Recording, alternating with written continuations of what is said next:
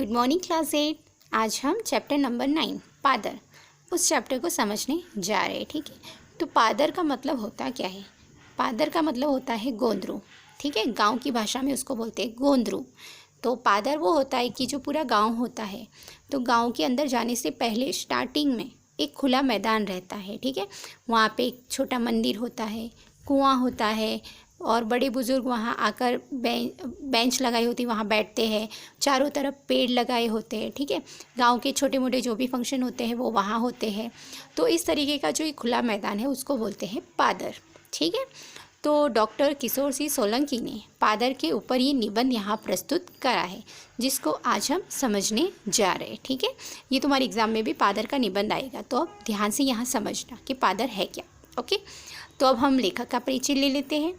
કિશોર સિંહ સોલંકીનો જન્મ બનાસકાંઠા જિલ્લાના મગરવાડા ગામમાં થયો હતો. ગુજરાતી સાહિત્યમાં કવિતા, નવલકથા, નિબંધ તેમજ ટૂંકી વાર્તા જેવા વિવિધ સાહિત્ય સ્વરૂપો તેમણે ખેડ્યા છે. ઓકે, વીરવાડા તથા અરવલ્લી તેમની નોંધપાત્ર નવલકથાઓ છે અને હાઈંકા જેવું પ્રયોગશીલ કાવ્ય સ્વરૂપ તેમણે ખેડ્યો છે. ઠીક છે, આ થયો લેખકનો પરિચય. હવે આ પાદર વિશે લેખકે શું લખ્યું છે? तो पादर ए शू है? निबंध. इसका टाइप याद रखना. पादर नो प्रकार शू है? निबंध. तो निबंध अपनी विसराती जती, विसराती मतलब भूली जाती, हम भूल जा रहे उसको. ठीक है, आजकल हम शहर में आकर बस रहे, गांव छोड़ दिया है हमने, तो गांव का जो कल्चर है, गांव की जो रहनी करनी है, वहाँ के जो मतलब पेड़ पौधे खेत, ठीक है, ये सब को हम भूल गए हैं. तो वो ये बातों को यहाँ पे फिर से दोहराए, वो यादों को फिर से ताज़ा करिए लेखक ने. तो विसराती जती ग्राम चेतना ने उजागर करे छे कि जो लेखक ने बचपन अपना गांव में बिताया है, तो वो छोटी छोटी बातों को यहाँ पे याद करते हैं और फिर से उसको ताज़ा करते हैं मन में. ठीक है, उजागर करे छे એટલે ફરીથી જાગૃત કરે છે. तो हम भी अपने गांव को भूल गए हैं, गांव की यादों को. ठीक है, हमारा बचपन तो नहीं बीता है, मगर हमारे मम्मी पापा का बचपन जो गांव में बीता है, तो उनकी यादें बहुत सारी गांव से जुड़ी हुई, तो यही सारी बातें हम कभी कभी याद करते हैं. तो लेखक ने भी इस लेसन में अपनी पुराने बचपन की यादों को यहाँ फिर से ताज़ा करा है. पादर विषयना पोताना संस्मरणों. ठीक है, संस्मरण मतलब पुरानी यादें.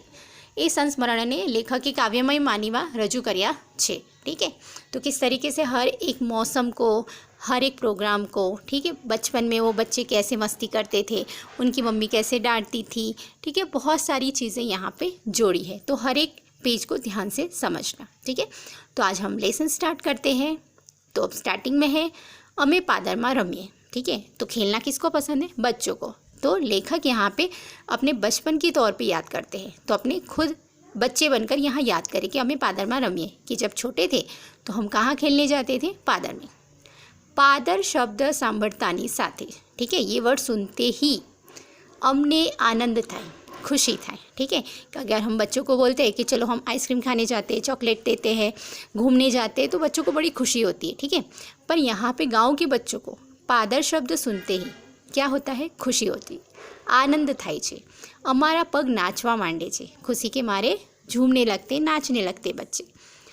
जाने पादरनी रेत अमने बोलावती हो एवं लागे छे. ठीक है, पादर में जो रेत गिरी है, तो रेत हमें अपने साथ खेलने के लिए बुला रही है, ऐसा लेखक फील करते हैं. ठीक है, अब रेत बोल नहीं सकती, मगर बच्चे वहाँ जाकर खेलते हैं तो बच्चों को वो यादें याद आती है कि चलो हम फिर से वहाँ खेलने के लिए चलते हैं. तो अमने बोलावे छे. कोण बोलावे छे? पादरनी रेत. ओके, तो कयो शब्द सांभळता लेखकने आनंद थाय छे? पादर. ओके, એ આનંદ કેવી રીતે વ્યક્ત કર્યો છે કે અમારા પગ નાચવા માંડે છે અને લેખકને એમ લાગે છે કે જાણે પાદર અમને રમવા માટે બોલાવી રહ્યું છે. ઓકે, अब यहाँ पॉइंट अंडरलाइन आगे करना. અમે પાદરને ગોંદરું એવા નામે ઓળખીએ છીએ. ये MCQ में आएगा. પાદરને બીજા કયા નામથી ઓળખવામાં આવે છે? तो क्या बोलते हैं? ગોંદરું. ठीक है, जोड़नी याद रखना. અમારી માટે ગોંદરું એ ચોકલેટ જેવું છે. ये दूसरा MCQ आएगा. ठीक है, लेखकની मन ગોંદરું એ કોના જેવું છે? तो चॉकलेट जेऊ, कि एक छोटे से बच्चे को अगर हम चॉकलेट देते हैं तो कितना खुश हो जाता है. तो उसी तरीके से ये बच्चों को अगर पादर में खेलने के लिए भेजते तो इतने खुश हो जाते कि उसकी खुशी का कोई ठिकाना नहीं रहता है. तो गोंदरू એ લેખકની मन चॉकलेट જેવું છે. એને મમડાવવાની મજા આવે છે. ठीक है, उसको बार बार याद करने की, वहाँ जाने से खूब बहुत ही मज़ा आता है. खूब मज़ा आवे छे। अब आगे क्या है, मारा गामना गोंदरे बे विशाल वड। अब यहाँ पे 2 मार्क्स का क्वेश्चन आएगा, ठीक है, अंडरलाइन करके रखना कि मारा गामना गोंदरे बे विशाल वड छे। कौन कौन से पेड़ों का वर्णन करा है, ठीक है। तो लेखकना गामना पादरमा कया कया वृक्षोનું વર્ણન છે?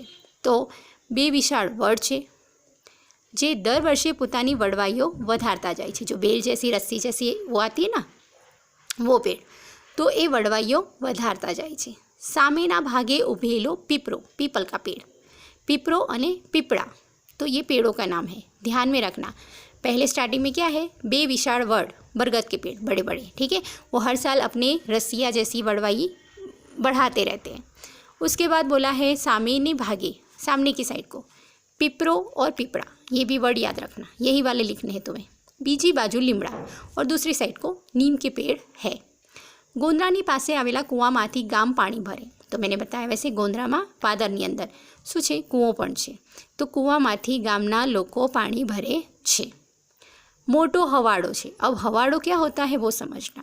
हवाड़ो એટલે ગામના જે પ્રાણીઓ છે, ठीक है, जो जानवर है, उनके लिए कुएं के पास एक टंकी जैसा बनाया होता है जहाँ सारे जानवर पानी पीते हैं, ठीक है। तो इन्हें कहवाय हवाड़ो, पानी पीवानी जग्या, ठीक है, उसको बोलते हैं हवाड़ो। बे बड़दनी जोड़ी कोसती हवाड़ो भरे। अब इतना बड़ा जो टंकी होती है हवाड़ा, तो वो एक इंसान तो पानी खींचकर नहीं भर सकते, इसलिए उसके वहाँ वो पानी भरने के लिए, वो हवाड़ा भरने के लिए क्या व्यवस्था है, 2 बैल वहाँ जोड़े जाते हैं और वही 2 बैल, ठीक है, रस्सी से उसको खींचते हैं और वो बाल्टी भरकर आता है। तो बे बड़दनी जोड़ी कोसती हवाड़ो भराई छे, ठीक है, 2 बैलों की जोड़ी से।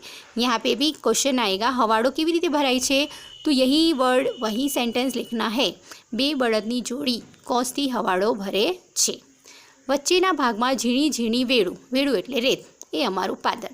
केवुं सरस मजानुं नानुं सरखुं चॉकलेट जेवुं, ज्यां मजा आवे, ठीक है, कि ज्यां 2 वड छे, पछी पीपळो छे, पीपळा छे, લીમડાનું ઝાડ છે, કૂવો છે, બરાબર છે, અને ત્યાં આગળ ઝીણી ઝીણી રેત છે।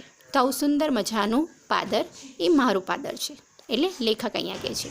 ओके, तो आज इतना ही हमने समझते हैं आज, और बाकी के पैराग्राफ हम नेक्स्ट वीडियो में देखेंगे। Okay, thank you.